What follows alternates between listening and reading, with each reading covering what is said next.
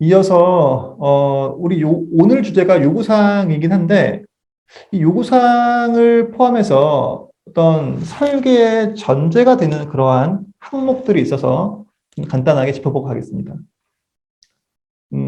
우리가 이제 화면 설계를 기획의 아주 중요한 산출물로 보죠. 단계적으로도 설계의 끝은 화면 설계서의 컨펌이죠. 그러다 보니까 화면 설계서가 기획자의 능력이다라고 하는 그런 등식이 있는 것 같아요. 그런데 아쉬운 점은 이 화면 설계서를 잘하기 위해서 그러면 툴을 잘 알면 되는 거냐? 내가 피그마나 엑스디나 파워포인트를 잘 그리면 되는 거냐? 그건 아닌 것 같다는 거죠. 이걸 잘하기 위해서는 우리가 빙산의 일각이라고 하나요? 큰 빙하가 있는데 그 보여진 부분은 화면 설계잖아요. 그런데 그 아래쪽에 우리가 더 중요하게 다뤄야 되는 사항들이 있다는 거죠. 그것을 저는 세 가지 레이어로 보고 있어요. 첫 번째 레이어는 IT 인프라에 대한 이해입니다. 이것은 하드웨어적으로 또 소프트웨어적으로 어떤 특성들을 지니고 있고요. 이것이 설계에 영향을 준단 말이죠. 그래서 이거를 좀 잘 이해할 필요가 있고, 그 다음 레이어는 정책 요구사항 사용성 등과 같은 레이어예요. 그 위에 정보 설계라고 하는 레이어가 얹혀져 있어서 이 세 개의 어떤 기둥들이 잘 세워져 있어야지만 화면 설계를 잘 할 수 있다라고 봅니다. 간단하게 본다면 IT 인프라에 대한 이해를 좀 잘 하시면 좋겠는데,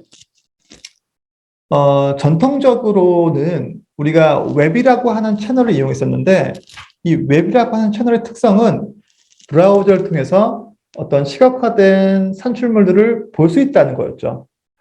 네이버라고 하는 우리가 도메인을 웹 브라우저 상단에 딱 치게 되면 그때 이 웹서버에서 네이버 웹서버에서 필요한 HTML 컨텐츠를 사용자 브라우저에 보내줘서 이 브라우저가 이것을 해석해서 화면으로 보여주죠.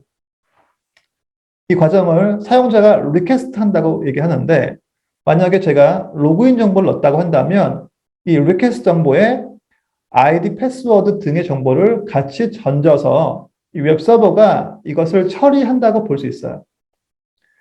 기존에 웹만 있는 상태에서는 사용자가 브라우저상에서 리퀘스트를 하게 되면 웹서버가 바로 처리할 수 있는 건 처리하고요.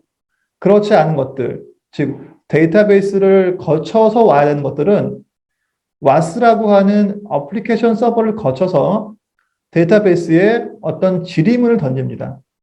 이것을 쿼리 혹은 SQL이라고 부르는데요. 이 쿼리문을 던져서 데이터베이스에 있는 데이터를 호출을 해줘요. 그 결과물을 가지고 다시 웹서버에 결과를 던져주게 되면 웹서버는 해당 브라우저에 레스판스를 해주는 방식으로 우리가 웹 서비스를 이용했단 말이죠. 이때 웹 서비스, 어플리케이션 서비스, 그다음에 데이터베이스 서버가 있는 이유는 보안적인 이유가 커요. 데이터베이스는 사용자가 직접적으로 접속할 수 있으면 안 되기 때문에 이 웹서버를 통해서 일종의 인포메이션 데스크 역할을 한다는 거죠. 그리고 바로 처리할 수 있는 것들은 처리해 주는데 그렇지 않은 것들은 이 로직을 담당하는 어플리케이션 서버를 통해서 다른 데이터를 가져오거나 데이터베이스에 있는 데이터를 호출해서 다시 보내주는 형태를 띠고 있다는 거죠. 이게 웹 서비스의 가장 기본적인 루틴인데, 최근에는 우리가 이러한 사용자 환경이 많이 달라지고 있죠. 예전에는 PC 앱만 있었는데 지금은 PC 앱도 있고요. 모바일 웹도 있고요. 모바일 앱도 있죠. 게다가 스마트카에는 디바이스가 이렇게 크게 보여지고 있고, 스마트 TV에서 유튜브를 볼 수 있고, 또 웨어러블 디바이스를 이용해서 다양한 화면들을 볼 수 있어요. 스마트 액자, 스마트 가전, 스마트 미러, 이런 것들이 지금 우리 생활에 들어오면서 거의 모든 환경에 인터페이스가 만들어진 상황이란 말이죠.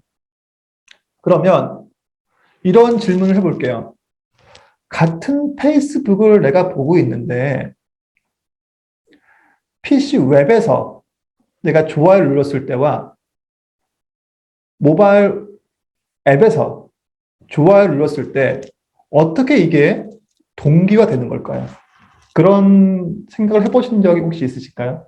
어떻게 얘가 내가 이쪽에서 한 걸 알고 같은 표시를 해줄 수 있을까?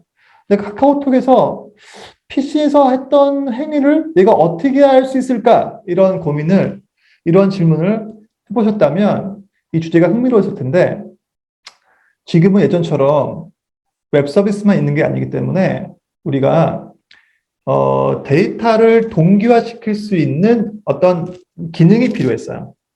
얘가 좋아요를 한번 했던 것을 얘도 할 수 있도록 하는 기능이 필요하단 말이죠.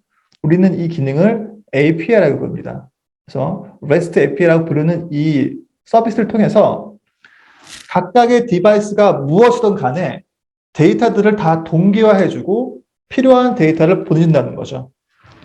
그래서 예전에는 HTML 파일도 받고 또 데이터를 다 받는 그러한 형태였다면 지금은 표현적인 부분, 즉 껍데기들은 웹서버로부터 받거나 자체적으로 갖고 있어요.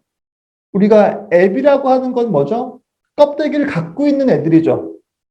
페이스북에 껍데기를 갖고 있고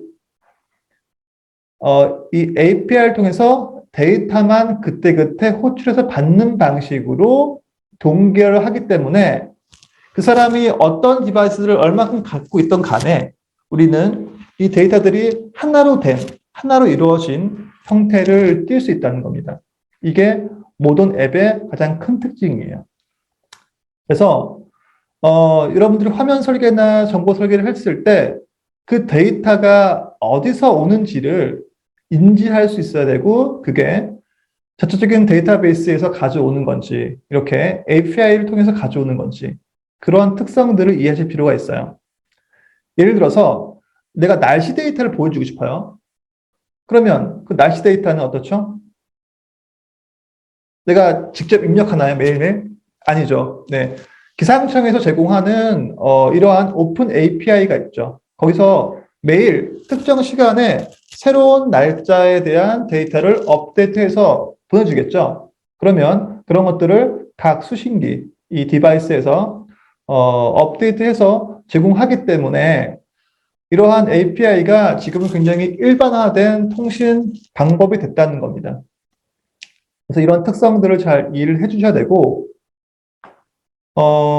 예전에는 퍼블리싱만 있었기 때문에 이 PC 웹이나 이 모바일 웹에서 구동하는 HTML, CSS, 자바스크립트를 구현하는 작업을 우리가 퍼블리싱이라고 불렀어요. 근데 지금은 앱은 HTML이 안 들어가죠. 네. 모바일 앱이나 PC 앱은 HTML 같은 퍼블리싱 작업이 아니라 또 다른 언어를 쓰죠. 그래서 우리가 이 영역을 프론트 프로그래밍이라고 부르는 거예요. 프론트 엔드 프로그래밍을 작업하는 사람과 서버 프로그래밍을 하는 사람으로 구분해서 개발자들이 점점점 분화되고 있다는 겁니다.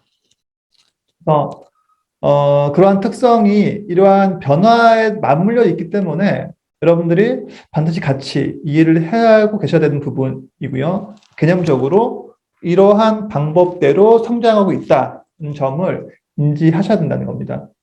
두 번째, 서버 쪽에서도 변화가 있었는데 서버가 예전에는 웹 서버, 어플리케이션 서버, 데이터베이스 서버를 물리적으로 증설했었어요. 만약에 웹서버가 필요하게 되면 웹서버를 물리적으로 복제해가지고 이렇게 늘려놓고 로드 밸런싱이라고 하죠. 밸런싱을 이용해서 A는 1로, B는 2로 이렇게 사용자를 분할시키는 작업을 했었는데 그러다 보니까 이것을 증설하는 과정에서 똑같은 하드웨어 사양과 똑같은 소프트웨어 사양을 맞추는 게 굉장히 번거로운 일이자 시간이 많이 들었죠. 그러다 보니까 지금은 가상화 기술을 이용해서 클릭 한 번만 하게 되면 웹서버가 증설되는 그런 환경을 갖추고 있단 말이죠. 이를 클라우드 서버라고 부릅니다. 그래서 와스나 데이터베이스 서버나 웹 서버도 물론이고 클릭 한 번으로 서버를 증설할 수 있기 때문에 굉장히 유연하게 대처를 할 수 있다는 거예요. 이러한 특성도 여러분들이 이제 아마존 웹 서비스 이런 것들 들어보셨을 텐데 그러한 개념과 이제 이러한 어떤 변화 사항을 잘 이해를 하고 계셔야지만 결국 설계에서 누락되는 부분이나 오류가 없는 그러한 기능 설계를 할 수 있다는 겁니다. 자, 이게 지금 REST API가 이 모던 IT 인프라의 특성인데 앞으로 더 많은 디바이스가 우리 생활에 들어올 겁니다. 분명히 그래요. 그러면 그것을 설계할 수 있는 사람이 필요하고 그게 바로 서비스 기획자겠죠. 그래서 저는 이 장래성을 굉장히 높게 평가하는데 그러기 위해서 이러한 변화에 대한 이해를 갖추고 있어야 되고 용어에 대해서 여러분들이 어느 정도는 이해하실 필요가 있어요. 위에 보시는 이제 제이슨이라고 하는 언어가 있는데 데이터를 송수신할 때 어떤 규칙이 필요했어요. 근데 그 규칙을 key value, key value, key value 방식으로 제공하는 방식이 몇 가지가 있었고 그 중에서 가장 많이 쓰이는 방식이 제이슨 타입입니다. 그래서 이러한 용어적인 특성이나 아니면 이러한 하드웨어적인 확장성에 대해서 여러분들이 잘 이해를 하고 계시면 아까 말씀드렸던 이러한 설계를 진행할 때 굉장히 든든한 기반이 된다는 거죠.